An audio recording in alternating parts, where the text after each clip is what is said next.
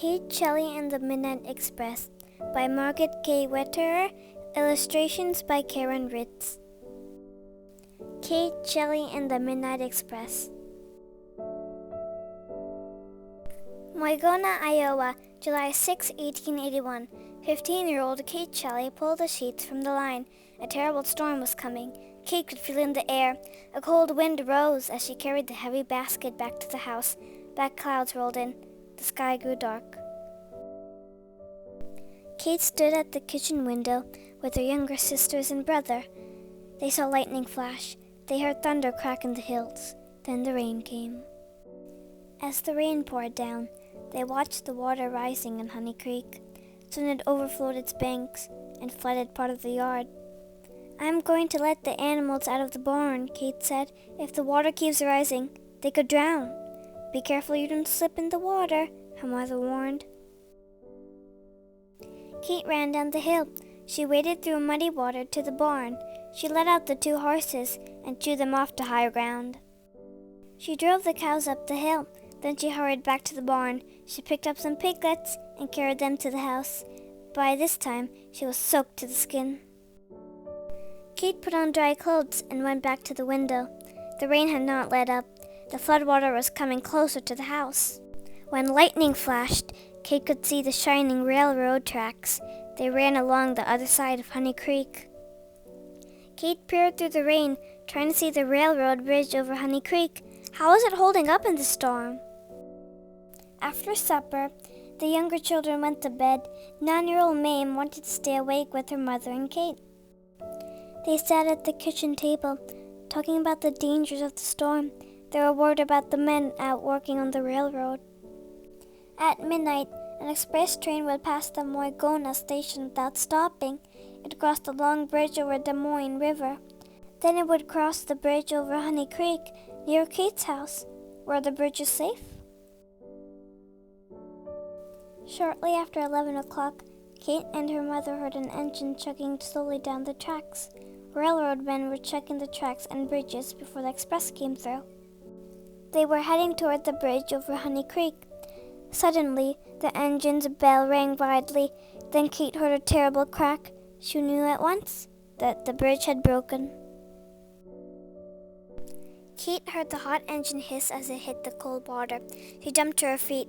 "Oh, Mother," she cried, "they've gone down in Honey Creek. I must go help." The crash woke the children. They watched silently as Kate pulled on a jacket and an old straw hat. Then she lit her father's railroad lantern. "You can't go, Kate," her mother said. "It's too dangerous." "I have to go, Mother," Kate answered. "Someone may still be alive in Honey Creek, and I have to stop the Midnight Express." "Please, Kate," her mother cried, "don't go. The floodwaters are almost at our door." "If that were Father down there, wouldn't we want someone to help him?" asked Kate. "You're right," her mother agreed. "Go ahead then, but be careful. We'll be praying for you." Kate could not cross the flooded yard to get to the broken bridge. Instead, she started up a path behind her house. She would reach the tracks where they ran through the hills. Water poured down the hillside. Kate climbed over fallen trees. Her skirt caught in wet brambles. Her shoes sank in mud, but she held her father's lantern before her and kept going. At last, she reached the tracks. Kate ran along the tracks back to the broken bridge. She looked out over the dark waters of Honey Creek. She could not see the engine or any of the crew. Had they all drowned? Then Kate thought she heard a shout. In the roar of the storm, she was not sure. She listened again. Yes, someone was calling. Lightning flashed. Kate saw someone holding on to the branches of a tree top just above the water. Thunder boomed. As it faded, Kate heard voices calling again. She could hear 2 men's voices now, but she couldn't make out their words above the howl of the storm. Hang on, Kate shouted. "I'll get help." Kate swung the lantern back and forth. Now the men would know she had heard them and was going for help. Kate began to run toward Moigona Station. There wasn't much time. She had to get to the station before midnight, before the express. Kate ran along the tracks.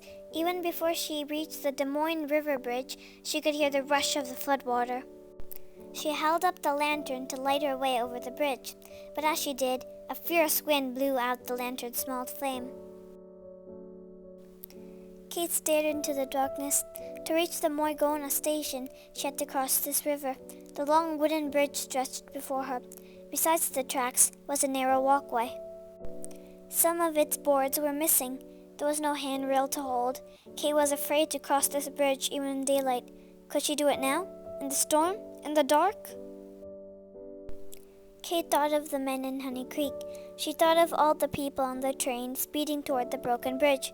She got down on her hands and knees and began to crawl across. Kate felt for gaps in the walkway so she would not fall through. Nails and splinters cut her hands and knees and tore her skirt. She gripped the steel rail of the tracks to keep the wind from sweeping her over the side.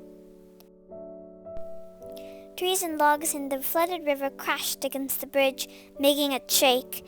When she reached the middle of the bridge, great flashes of lightning suddenly lit the night. She looked up. A huge tree was coming down the river straight toward her. Surely it would crash through the bridge. Kate closed her eyes and prayed. In the next moment, the river pulled the tree down under the water. Kate felt the tree scrape beneath the walkway. Then it was gone. Kate was shaking with fear, but she could not stop to rest. She knew it must be almost midnight. She had to reach the station before the midnight express. At last, Kate's hand touched the land. She had crossed the river. The Moigona station was less than a half-mile ahead. She got to her feet and began to run. Her heart pounded. Her throat ached, but through the rain, she saw the lights of the station. Kate threw open the station house door. The men inside turned and stared. Kate's clothes were torn and muddy. Water dripped from her old straw hat. She tried to speak, but no words came. At last she gasped. The engine went down in Honey Creek. Stopped the express. Then she sagged to the floor. "The girl must be crazy," someone said. But the station agent knew Kate. "She means a bridge is out," he shouted. "We must stop the express." He rushed to the telegraph and tapped out a message to Ogden, the station before Morgana. "Stop express. Bridge out. Stop express." Another man grabbed a lantern. Then he ran out to the platform. He would flag down the express if the telegraph message was too late. The express, with 200 people aboard, was still speeding toward the broken bridge. But Kate's warning had come on time. Railroad men stopped the train at Ogden.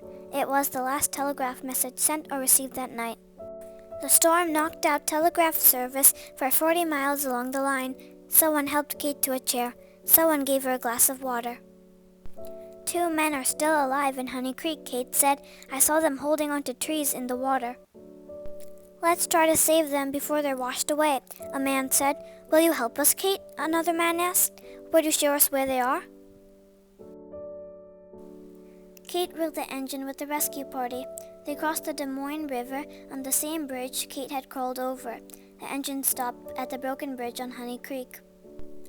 Everyone shouted, and the men in the water answered. They were still hanging on, but there was no way to reach them from that side of the flooded creek. Kate led the rescue party into the hills behind her house. She led them through the woods to a bridge farther upstream. There, they crossed Honey Creek and at last rescued the 2 exhausted men.